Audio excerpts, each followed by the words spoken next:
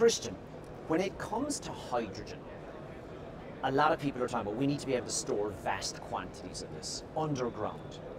How do I store hydrogen underground? That's a tricky question, I guess.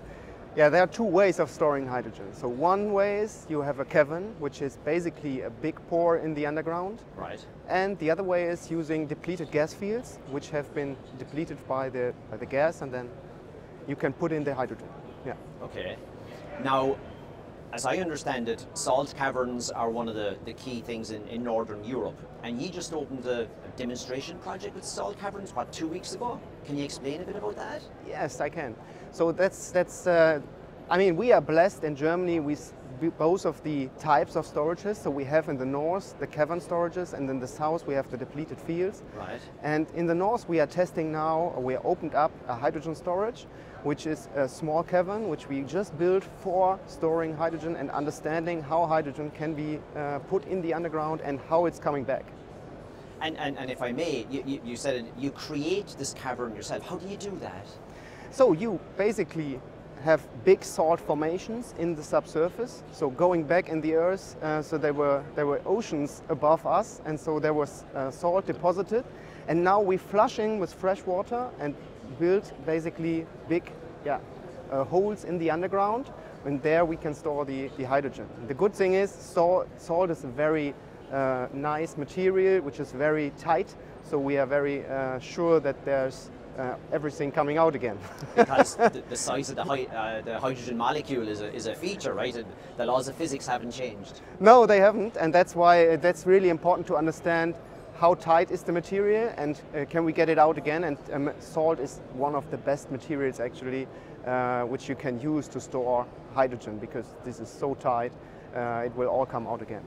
Now, the other option people, or you have, depending on where you are in the world, is depleted gas fields, whatever, a porous rock. Yes. Now, is that easier or harder? No, I think that is a little bit harder. So when it comes to porous rocks, the processes that happen in the subsurface are much more tricky. So there are microbes living down there, even if it's 1,500 meters in the earth.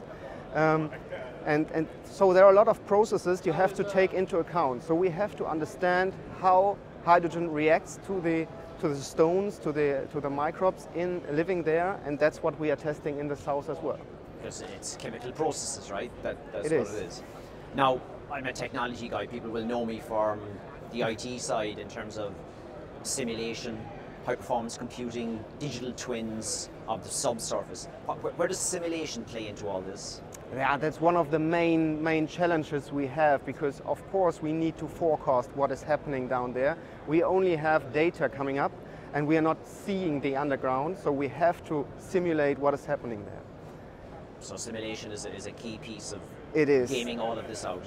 And the main challenge is basically bringing all the processes together in the simulation and trying to at the same time get good results out of that. And so there are so many processes interacting. It's not just flow, it's also microbiology, it's chemical processes.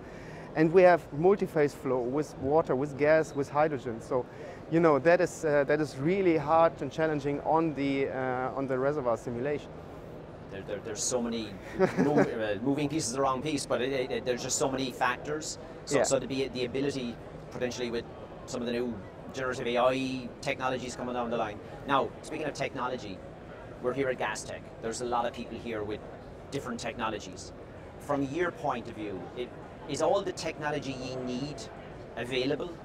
Not yet, definitely not yet, because what we have learned is that especially when we look into the depleted fields, which are the large-scale alternative for storing hydrogen later on, especially across the whole world, then what we understood is definitely, because the natural gas which was formerly in there will always kind of contaminate the hydrogen, so we need technologies to separate what is left into this in the storages and separate it from the hydrogen so that we get a clean product out later on. And if I may, in terms of that kind of technology, we're talking membranes, chemical processes? Mainly it's membranes, I guess. So that's what we need as a development, and that's what we need from a technology point of view. And that's why we are here also, to find people to speak about exactly these issues which we are having, to find companies that actually can deliver this kind of technologies for us. So rather than someone coming to you and going, here's the answer, you're going, no, here's the problem, you come back to us with, this is what we need, and we need to test it.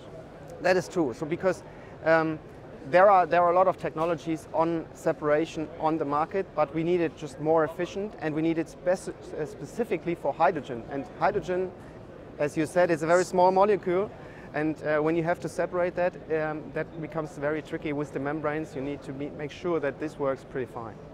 But it is fascinating with the research and the projects that you're working on, that a lot of this stuff we've seen it on PowerPoints for years, but now you're actually using this in the real world. I'm very happy that we make the step now from PowerPoint to reality, and that's really interesting for us now, because now we have prognosed a lot of things before, but when we do it actually in real life, things change, things are different, and that's what makes it really interesting for us also, and we have a steep learning curve how we can do hydrogen storage in the future.